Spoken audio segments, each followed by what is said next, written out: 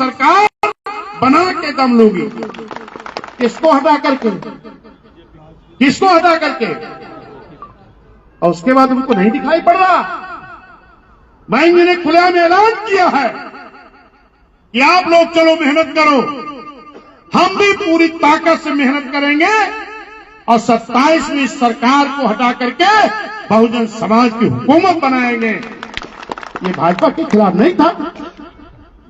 खुलेआम 28-30 लाख लोगों के बीच में बैंक ने ऐलान किया है कि आने वाली 27 में इस सरकार को उखाड़कर फेंकेंगे और अपनी सरकार बहुजन समाज की हुकूमत बनाने का काम करेंगे। सही कह रहा हूं कि गलत? तो अगर इस तरीके की साजिशें हो रही हैं तो इसके लिए सावधान रहने के लिए माननीय बहन जी ने 9 अक्टूबर के बाद तुरंत 16 अक्टूबर को एक बैठक बहन जी ने फिर बुलाया। उस बैठक में कुछ जिम्मेदार लोग गए थे और बहन जी ने कहा कि अब जाओ, बूथ वाइज जाओ। उसके लिए टीम भी बनाई गई है। आप लोगों को मालूम होगा, हमारे क्वार्टर बनाए होंगे। हर विधानसभा में टीम बनी है विधानसभा अध्यक्ष की अगुवाई में, एक टीम बनी है विधानसभा प्रभारी की अगुवाई में, एक टीम बनी है दूसरे विधानसभा प्रभारी की अगुवाई में। बनी है कि नहीं? और जो विधानसभा के लोग हैं, उपाध्यक्ष एक टीम के साथ, महासचिव एक टीम के साथ, सचिव एक टीम के साथ, कोषाध्यक्ष भी उसी में किसी के साथ, और जिले के भी पदाधिकारी जितने हैं वो भी किसी न किसी विधानसभा में इसी काम के लिए लगाए गए हैं। इतने नहीं, जो हमारे वरिष्ठ लोग भी हैं इनको भी बहन जी ने अपनी फोल्डर में लिख के दिया है कि इनको भी विधानसभा बांट दो। अगर हमें सरकार बनानी है तो हमें समुद्र में सतुआ नहीं सानना है। एक एक विधानसभा पकड़ लो और उसको जिताने की जिम्मेदारी लो, उसमें काम को पूरा कराने की जिम्मेदारी लो। उसके लिए भी विधानसभा बांटी गई है। हररैया विधानसभा हमारे जिला प्रभारी माननीय संजय धुसिया जी देखेंगे। स्वागत करो सब लोग यार, ताली बजा के भाई। और कप्तानगंज को देखेंगे जिला प्रभारी माननीय राम सागर जी, और रुधौली को देखेंगे मंडल प्रभारी बनवारी लाल कनौजिया जी। कहां हैं आप? देखेंगे रुधौली। महादेवा देखेंगे मंडल प्रभारी माननीय सुरेश चौहान जी। कहां है सुरेश चौहान जी? सुरेश चौहान जी हैं? सुरेश चौहान। और बस्ती सदर देखेंगे मंडल प्रभारी यशवंत निगम जी। हो गई हैं? ये विधानसभाएं आप लोगों को देखना है। और जिला अध्यक्ष डेली किसी ना किसी विधानसभा में रहेंगे, डेली। और इसमें इस मंच पर रहने वाले साथियों को भी डेली जाना है और विधानसभा अध्यक्ष विधानसभा प्रभारियों को भी डेली जाना है। कहां जाना है? बूथ पर। जिला कमेटी के लोगों को भी डेली जाना है जहां लगाए गए होंगे। विधानसभा कमेटी के लोगों को भी डेली जाना है। कहां? जिस टीम में लगाए गए होंगे। और जाके करना क्या है?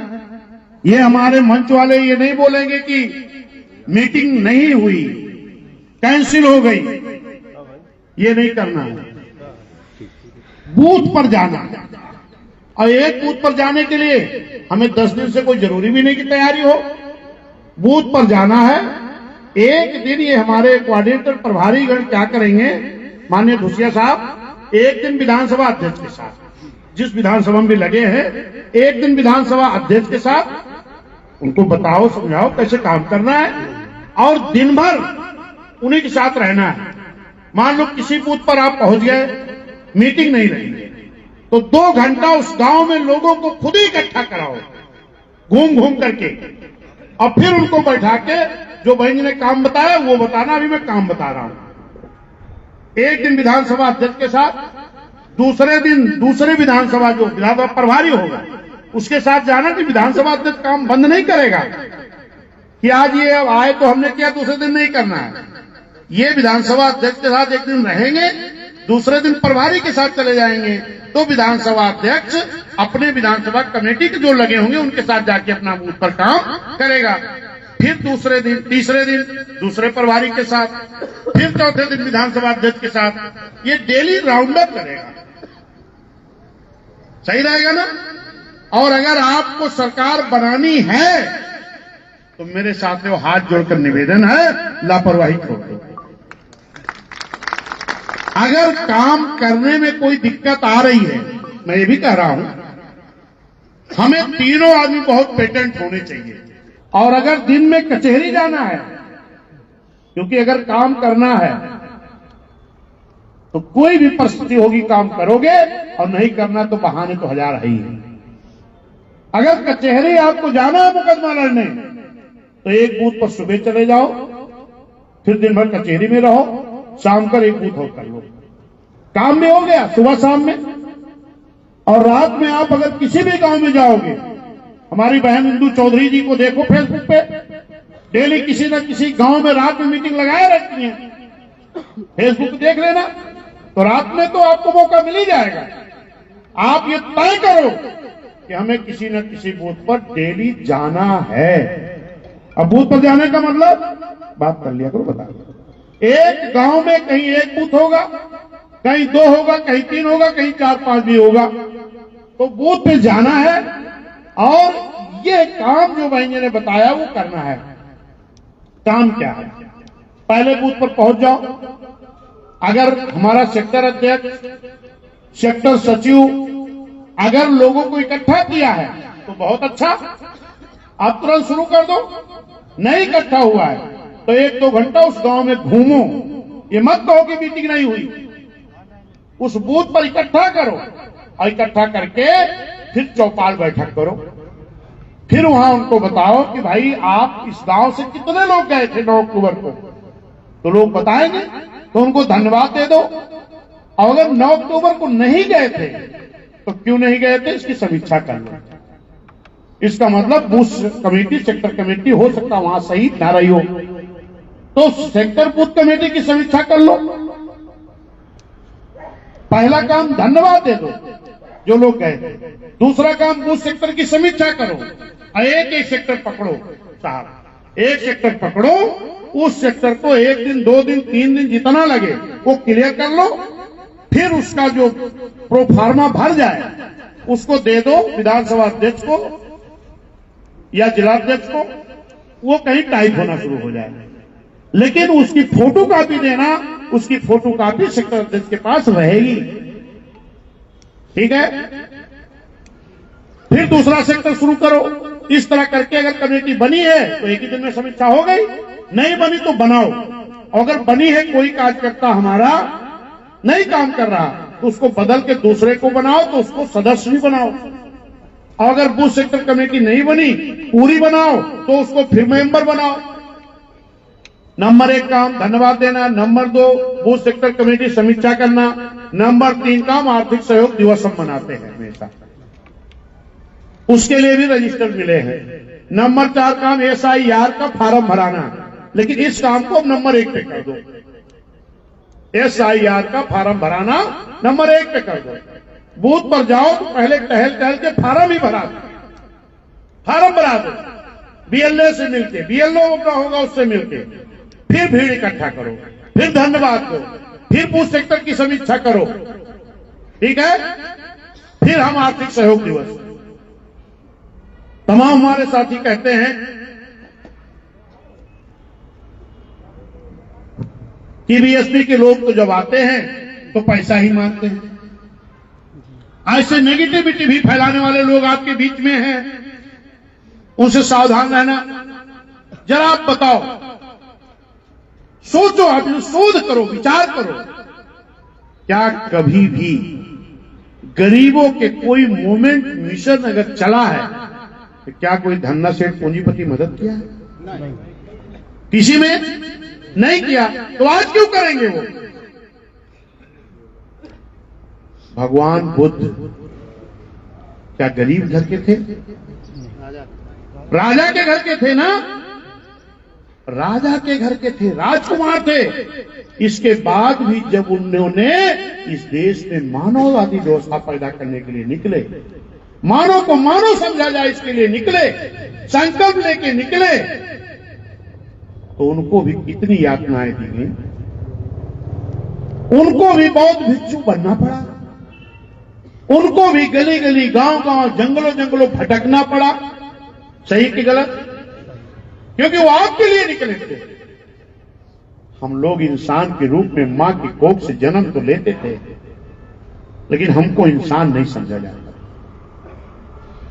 जिस तालाब में जानवर पानी पी सकता था, टट्टी कर सकता था, उस जानवर से भी बदतर हमको समझा जाता था कि हम उस तालाब में पानी नहीं पी सकते थे। गलत नहीं कह रहा हूं? हमको मानव नहीं समझा जाता था, इंसान नहीं समझा जाता था। इसके लिए कितनी मेहनत भगवान बुद्ध ने की। विस्तार पे नहीं जाएंगे क्योंकि देर से आप लोग बैठे भी हैं। उसके बाद बाबा साहब आए। क्या बाबा साहब किसी गरीब घर से थे? बोलो। सूबेदार मेजर के बेटे थे बाबा साहब, सूबेदार मेजर के बेटे थे बाबा साहब। बाबा साहब को हमारे जो बचपन में स्कूल जाते थे, तो सूबेदार मेजर के बेटे को भी क्लास से बाहर बैठना पड़ता था। गलत नहीं कह रहा हूं। और उसके बाद अगर उस विद्यालय में प्यून नहीं आया है, चपरासी नहीं आया है, तो हमारे बाबा साहब कोमल सी उम्र में भी पूरे दिन प्यासे रह जाते थे। घड़ा छूने का भी अधिकार नहीं। किन बाबा साहब को? जिन बाबा साहब ने आज इस देश का संविधान बनाया है। और यही बाबा साहब जब विदेश पढ़ना जाना हुआ, तो जो बड़ौदा के राजा ने इनको भेजा था विदेश पढ़ने के लिए, तो राजा ने कहा था, कई लोग बाबा साहब के साथ गए थे कि आप लोग पढ़ करके आना, तो इस राज घराने में नौकरी करके अपना जो खर्चा ही अदा कर देना। कोई नहीं लौट के आया मेरे भाई, कोई लौट के नहीं आया, लेकिन हमारे बाबा साहब लौट के आए। लेकिन हमारे बाबा साहब जब राजा के यहां नौकरी कर रहे थे, पढ़ाई के पैसे को अदा करने के लिए, तो हमारे बाबा साहब को फाइलें फेंक दी जाती थी। सही है कि गलत? किनको? वो बाबा साहब को, उन बाबा साहब को जो इस विश्व के छठे गुरु, सबसे महानतम व्यक्ति में अगर इनको फाइल फेंक दी जा रही थी, तो हमारी क्या दशा होती?